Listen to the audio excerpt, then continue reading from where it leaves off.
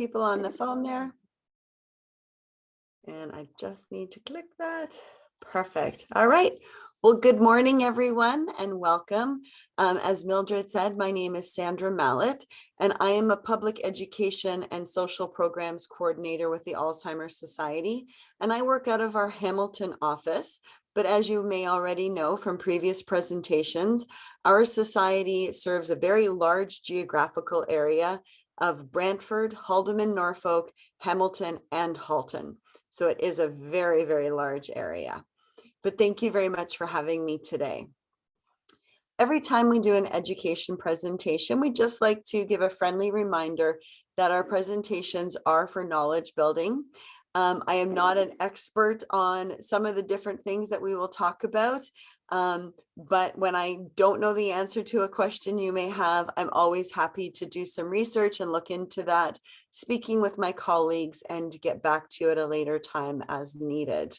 And in saying that, I do want you to keep questions a little bit more general so that we're not giving away people's identity and we're respecting their privacy.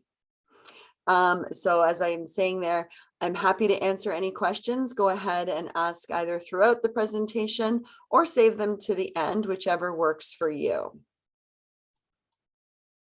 So I was invited here today to speak about enhancing activities and a little bit about person-centered care. So in terms of an agenda, we're going to do a brief overview of what is dementia. And I know in some of the presentations in the past, you have had the opportunity to explore that a little bit with Olivia, but I'll take a few minutes of your time just to go through that. And then we're going to talk about what is person-centered care and how do we achieve that.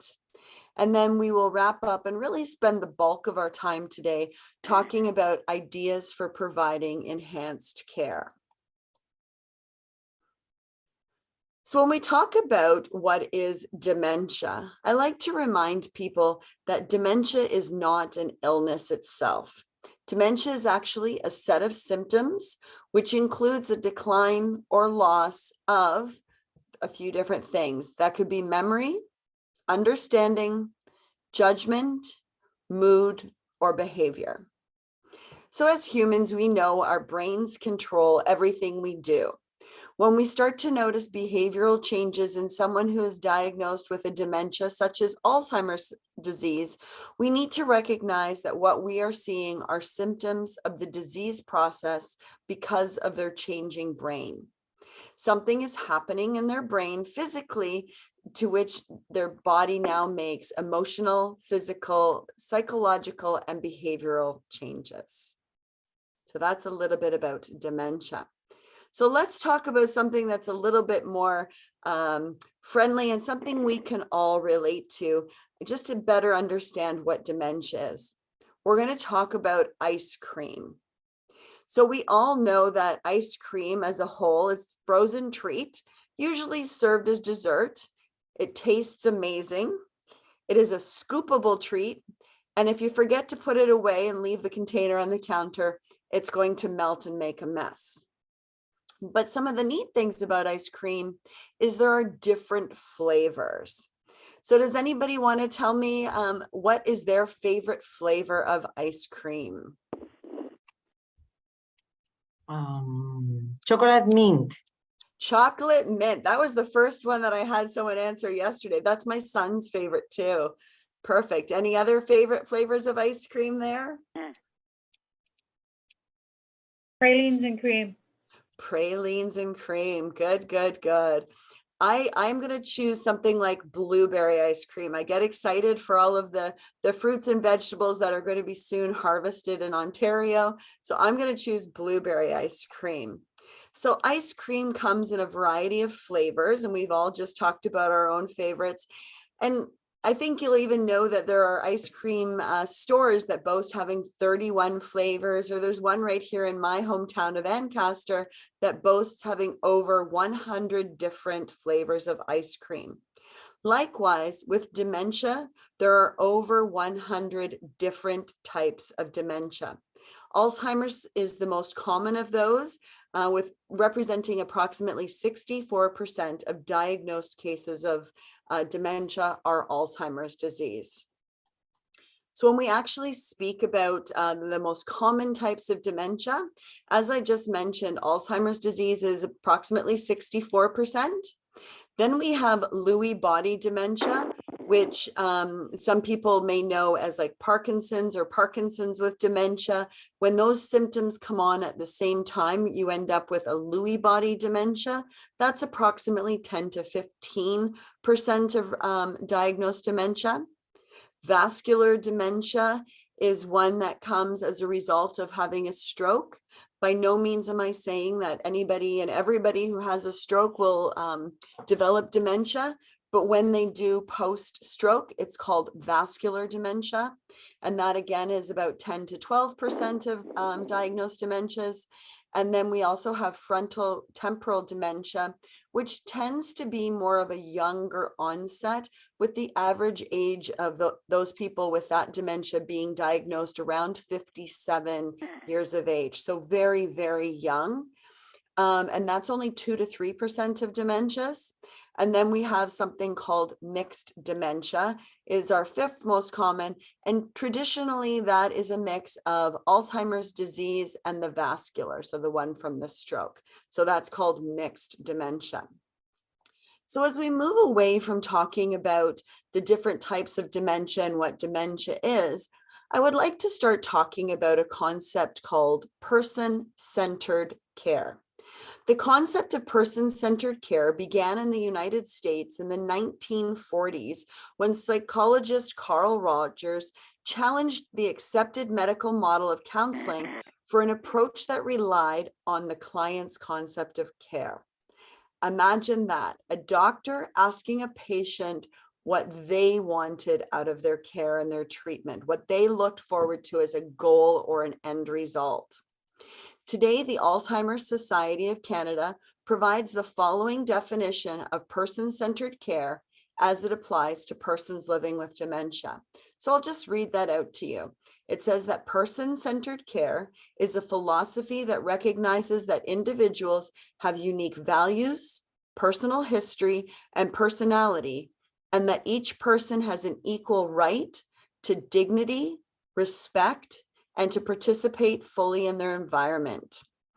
Providing person-centered care is most meaningful when the person living with dementia, their family, their friends, their community, and perhaps later their long-term care staff all work hard to ensure their quality of life. Okay, so again, that definition I just read you is from the Alzheimer Society of Canada. So that leads us into talking about quality of life. I said we look at person-centered care so that we can ensure quality of life. But really, what is quality of life? So again, I'll just read out my slide because I'm aware that we have the people on the phone, so they can't see my presentation, but I'll make sure I read it out for you.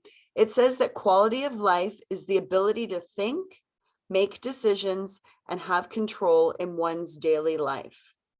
It includes their physical and mental health.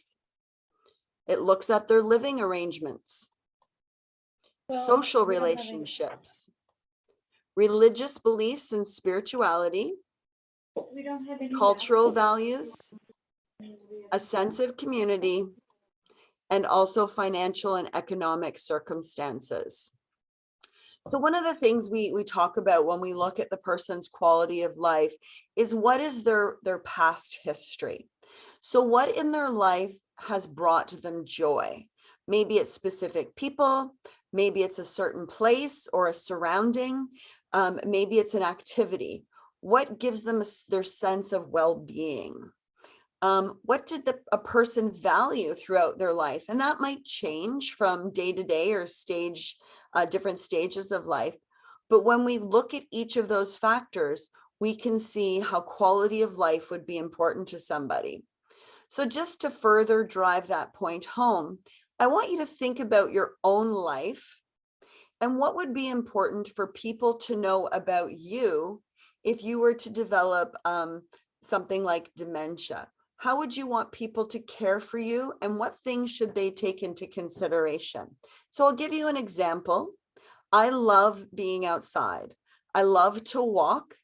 So if I were to have dementia or some kind of other disease that meant that I maybe needed to be in a long-term care home or to be placed in some kind of different homing situation, I would always want to have access to the outdoors, a window to look outside, the opportunity to go outside and walk as I am able, and just really breathe in that fresh air, to hear birds. Something about the outdoors would be very important to my quality of life.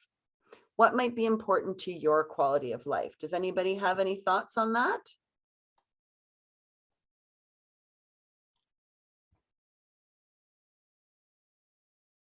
Maybe social relationships and religious belief. It's Yeah. important.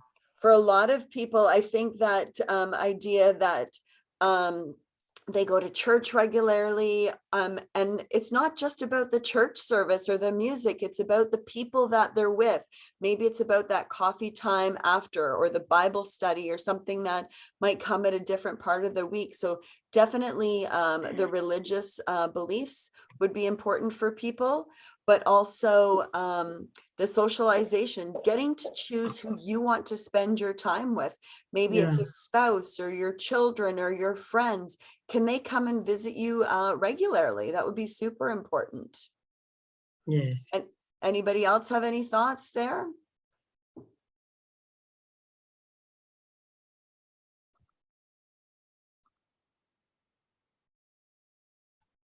Do our callers on the phone have anything to add in there before I move on? No, all good. You're all For me. good? Okay, perfect. And I'm not sure there, I accidentally went backwards on our slide. So perfect. So just looking at the person as a whole, what really makes them them? That's how we look at the quality of life and the person-centered care.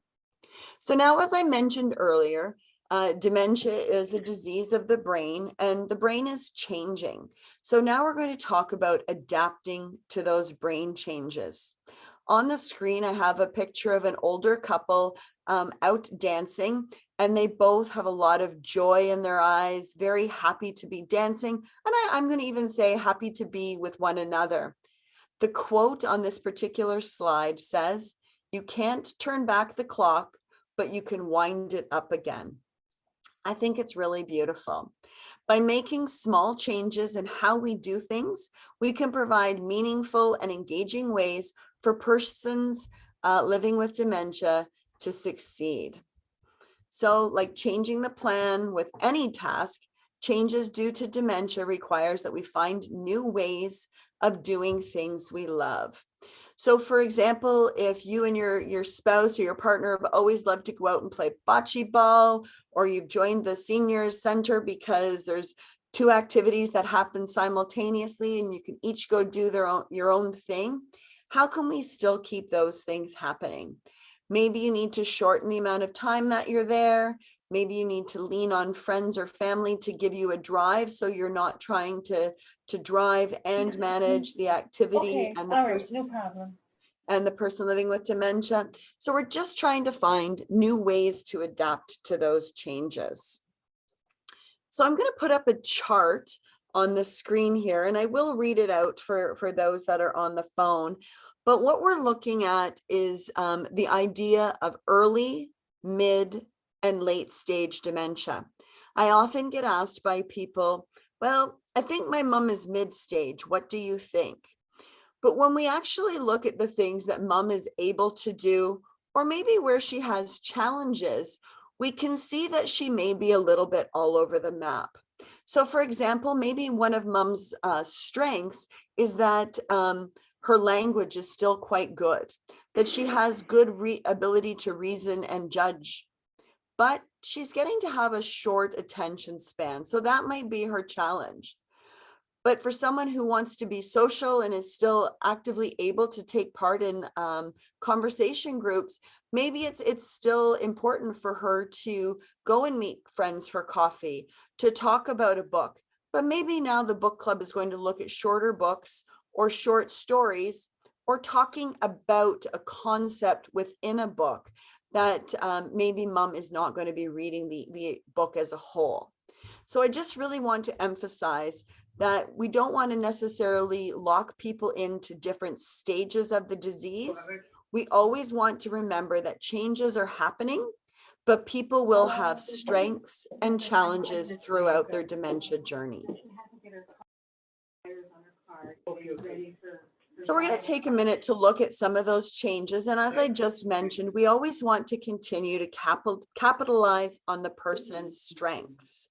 What can they still do? So for example, in keeping with the idea of mom being the person that has dementia, maybe Sunday dinner was very important to her, and she would spend all afternoon preparing a meal, her children and maybe the grandchildren gathered. Well, maybe we can still do that, even though mom can no longer make the meal all on her own. So maybe the son starts to bring the dessert. Maybe one of the other children or grandchildren prepares the meat for the event. But then maybe mom can still grate the carrots and the potatoes and start to prepare that. She can chop up the vegetables for the salad, but maybe someone in the family needs to actually cook those things and put them together. So we're still having Sunday dinner, which in the end is really the important part of that. And we're capitalizing on her strengths to take part in the meal. We're going to have to allow more time to complete tasks and activities so that that person with dementia still wants to do things and they can continue to do things. We just need to take a breath and know it's going to take a little bit longer. One of the things we often talk about in dementia is risk factors. We're going to see more increase in risks.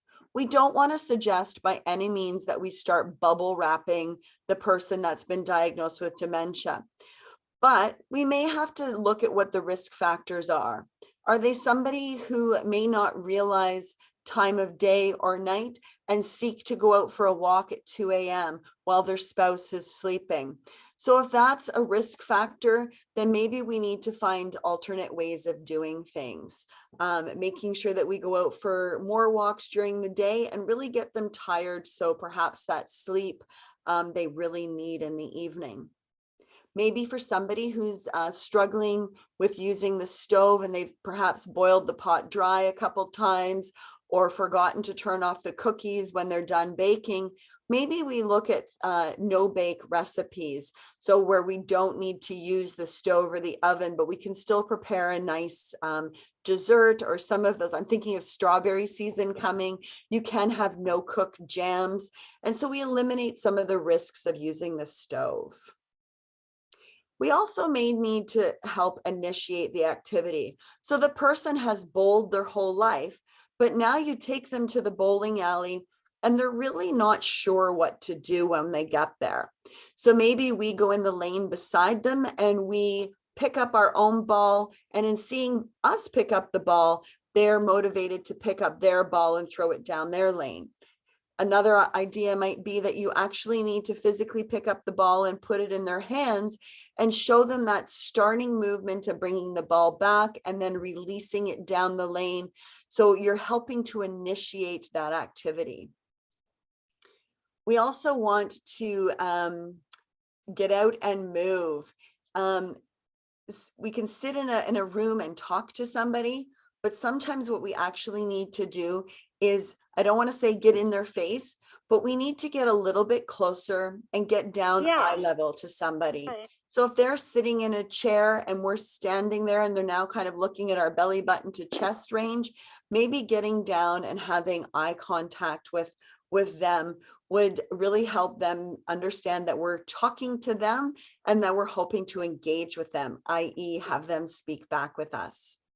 Another thing I would like to suggest too, as someone's brain change, is to eliminate distractions. So having too much background noise. So for example, when you're going out to eat at a restaurant, if they've got really loud overhead music or the lights are really dim, let's take away some of those distractions and ask for a quieter table, ask for the music in the restaurant to be turned down, or maybe it's time to move these events back home and bring in the food from the restaurant, where we can control the lighting and the noise factors.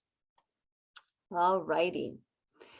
So again, as we continue to talk about adapting to brain changes, I have a picture of an older gentleman out doing the grocery shopping. We want to encourage and allow the person living with dementia to be as independent as possible. So we just spoke about that a minute ago, that we need to remember to give more time. There is a beautiful quote attributed to Marie Montessori, a physician and educator of the Montessori way. And she says, "What you do for me, you take away from me." So sometimes we need to step back, let go of the control, and allow the person living with dementia the opportunity to do it their way, to be involved. Yes, it may take them 5 minutes to pick out the 3 peppers that they want to purchase at the grocery store, but they're happy in their effort to do that and having what they want in their shopping cart. And again, the reminder to find the person's strengths and tap into those. So if mom or dad have always been actively involved in, say, a board of directors, but now the meetings are a little bit too long for them and they're losing some of the concept of what's happening, maybe they're going to be the person that folds and stuffs the envelopes and sends them out to the committee members so that everybody has their minutes of the meetings. It's keeping that person engaged in what's happening and being able to use their strength. So in this case, their ability to be organized when they can no longer participate in the meetings. One example I can share from my personal background about this is I used to support a gentleman that was living with dementia, and he went to my church. So it was like a buddy system that we were set up to work together, and we were in charge of the greeting. So some mornings, Ted and I would go into church, and he was bright and alert, and he'd greet me by name. And I knew that that particular Sunday, he would be great. He'd stick out his hand and welcome people to church and show them to where they could sit, to their pew. Other Sundays, maybe he was a little bit more quiet. He was a little bit reserved. It was what we might deem a bad day. But on those particular days, Ted was really happy to sit beside me, to fold the bulletins, hand them to me, and I would greet the people. He was still involved in the process of greeting, but I was just looking at his specific areas of strength or challenge in the day-to-day. So again, when we talk about adapting to brain changes, we would like to talk about the activities themselves. And I would like to strongly remind you that activities should not be busy work. These are people who have lived full lives with lots of meaning. We don't want to give them stuff to do to keep them busy and to keep them quiet. So how do we do that? We make sure that the activities have a sense of purpose and that they capture their interest. I'm going to share another story with you, and I actually read about this one in the newspaper in June of 2021. So it was during the pandemic. I read a beautiful story about a Thai woman who had been living in Victoria, BC for the last 25 years, working in her family restaurant.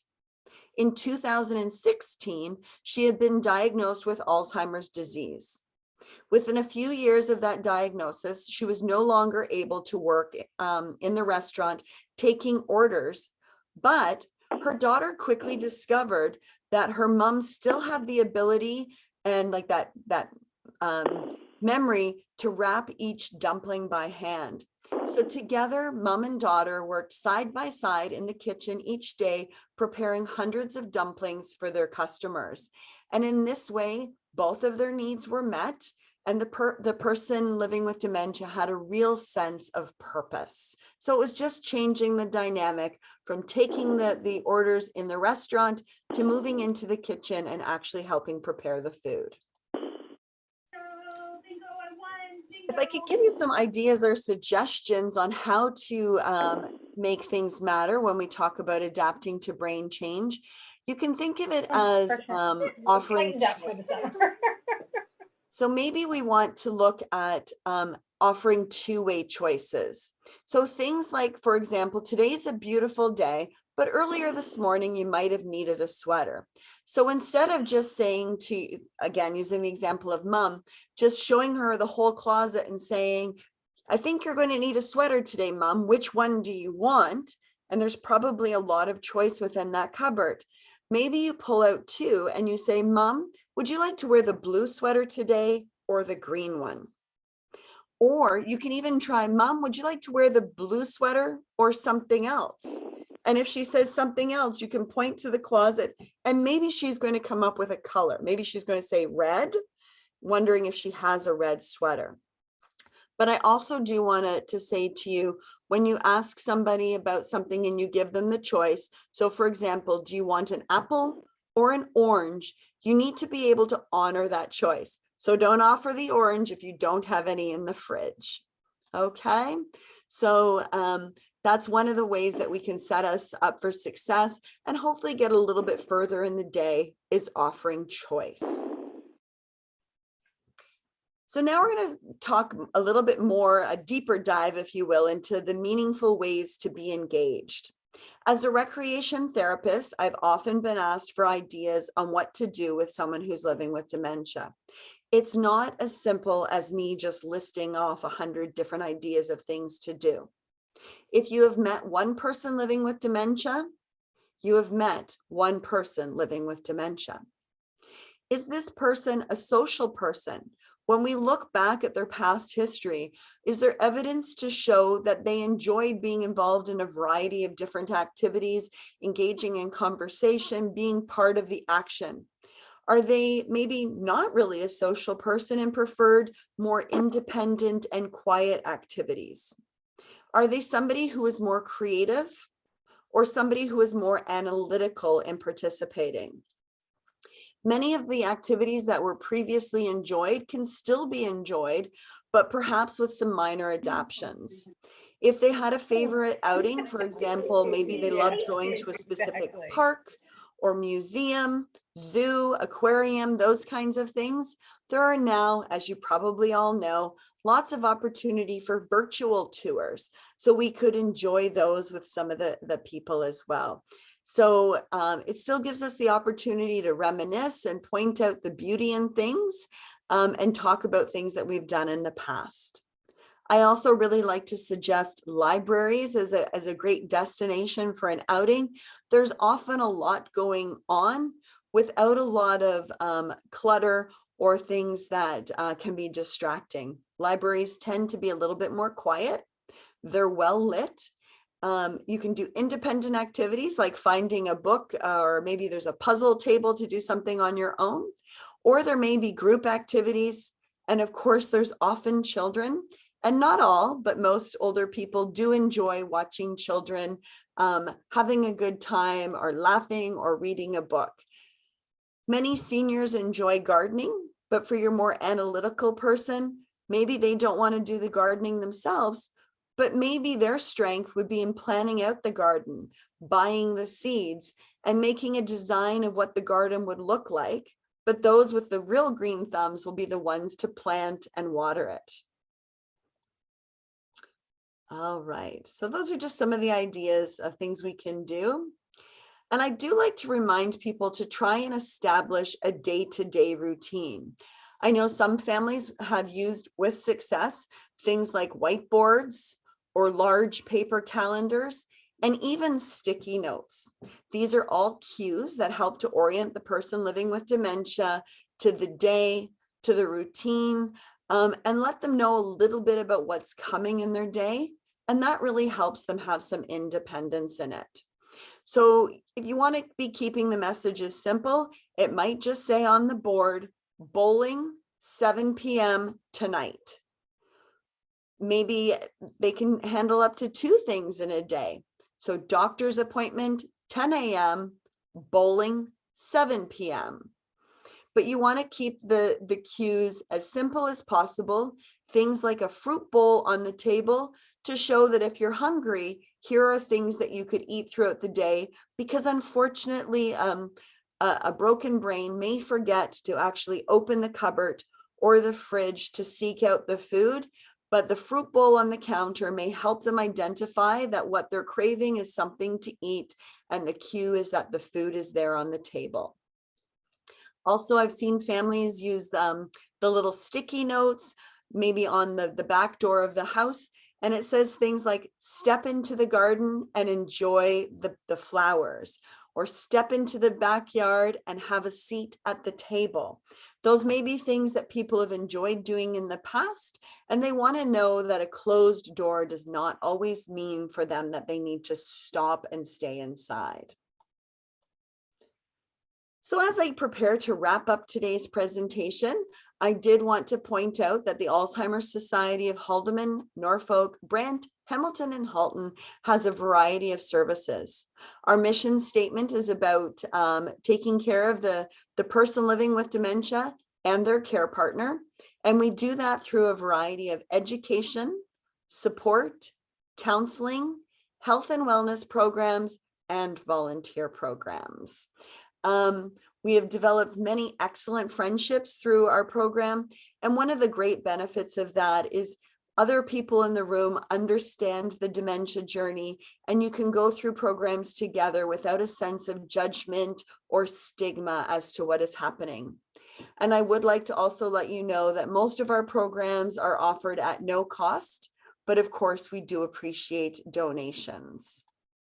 And then on our final slide there, before Mildred returns us back together, there is the contact information, and our website is www.alzda.ca. So thank you very much, everybody. And if anybody has any questions, I would be more than happy to answer those.